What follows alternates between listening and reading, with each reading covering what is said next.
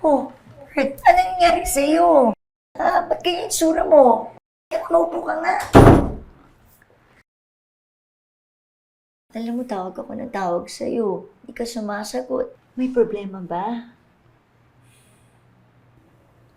Bernadette, sorry ha. Sorry, saan lang? I'm so sorry. Pero, pag-isip-isipan ko kasi na baka tamang huwag muna natin ituloy ang kasal.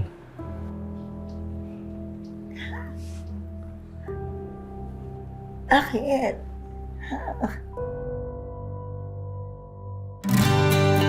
Umalis ko, sir!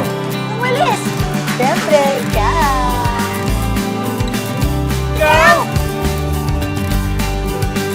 Sino? Ako?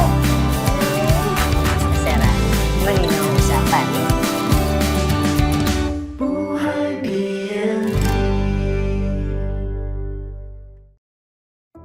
Nangyayari, Bert. Naiiyak kasi ako sa'yo eh. Lahat ng pera na ipon ko, nagagamitin sana natin sa pagpapakasal. Ubus na. Paano? Ininvest ni Renan sa isang negosyo. Tapos na-scam siya. Tutuloy pa rin naman natin ang kasal. Yun na nga. Kailangan kong pag-ipunan ulit. Love, hindi naman kailangan hindi ituloy. Hindi naman ako naghahangad ng engranding kasal. Tsaka kahit pa paano, meron naman ako naipon. Pwede namang ito munang gamitin natin. Diba? Hindi naman ako papayag nun. Ako ang lalaki. Siyempre ako dapat ang gumastos.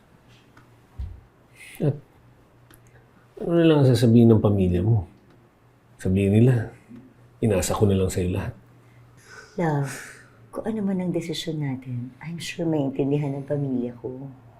Kaya huwag mo aalalahanin yun. Tandaan mo, love, we're partners. Tayong magtutulungan sa isa't isa. Sino pa naman magdadamayan kundi tayo? Tsaka, hindi naman natin uubusin lahat sa kasal. Yung iba, ititira natin para pangpuhunan natin sa negosyo para may bagong simula tayong pamilya. Lalo ayoko. Malaking sampal sa pagkatao ko yan saka sa pagkalalaki ko. Kung gano'n ang mangyayari. Ano yun? Wala man lang akong ambag sa pagsasama natin? Sa pag-uumpisa natin? Nakakahiya. Love, makinig ka sa akin. Pera lang yan. Prime. Maaari naman nating isang tabi ito para sa kapakanan nating dalawa, di ba? Di ba, love? I'm sorry, love. I'm sorry, Bernadette. I'm really sorry. Pasensya.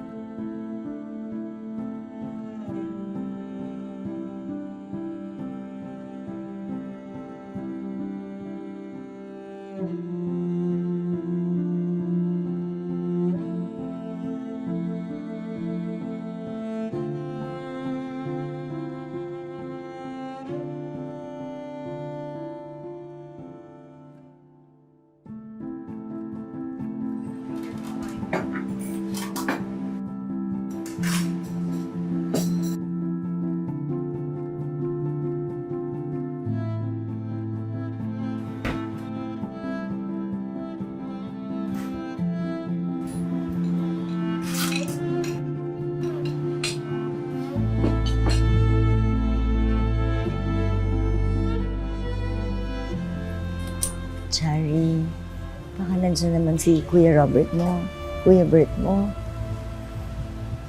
Tawag ako ng tawag sa kanya, sumasagot. Sabi mo naman sa akin kung nasan siya. Hindi rin po namin alam. Maawa ka naman, Chari. Kailangan naming mag-usap. Hindi na rin po namin alam. Nasaan si Kuya? Tulungan mo naman kami.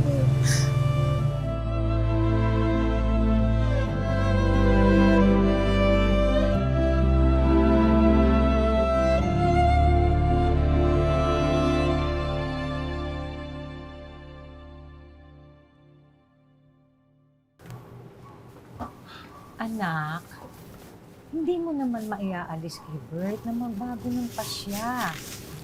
Lalaki yon.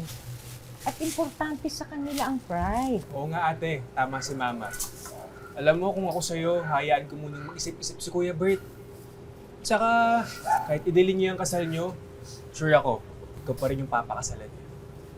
Paano ka naman nakakasiguro? Unang kita ko pa lang kay Kuya Bert, sigurado na ako. Tsaka, tignan mo naman oh, nagpakita kagad siya sa amin ni mama. At dahil doon, alam kong sure siya sa'yo at paninindigan ka niya. Tama ka naman. Pero ang sa akin lang, bakit ayaw niya akong tumulong sa kanya? Para ano pa na mag-aasawa kami kung hindi kami magtutulungan, di ba?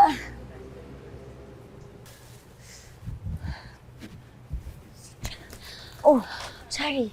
Ano ginagawa mo dito? Ate siya, Ano ginagawa mo dito? Ha?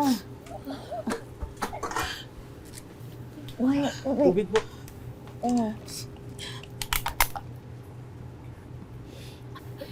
Ate Bernadette, ipapakiusap lang po sana ako tungkol kay Kuya Bert.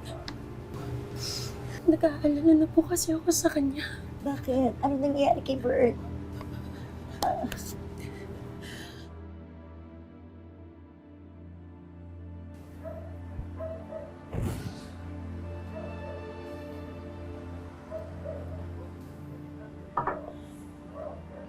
Bert, ano nangyayari sa'yo? Napapayaan mo na yung sarili mo eh. Totoo ba yung sinasabi ni Charlie?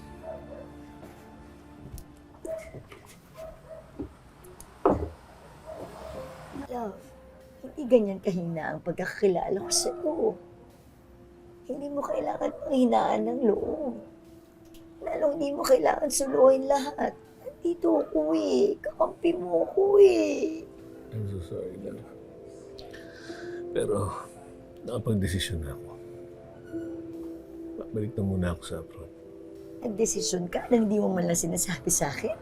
Hindi mo man lang ba ako tatanungin kung okay lang sa akin? Kung okay lang ako? Kasi alam ko hindi ka papayag. Eh, paano kung papayag ako? Alam ko, kahit pigilan kita, wala akong magagawa doon. Kaya sa ayaw at sa gusto mo, sasama ako sa iyo sa Italy. Magtatrabaho din ako kasama ka. Talaga? Sasama ka sa akin pabalik sa abroad? Kung yun ang tanging paraan para mapakita ko sa iyo kung gaano kita kamahal, handa akong suportahan ka sa lahat ng desisyon mo. Ikaw ang magiging asawa ko eh.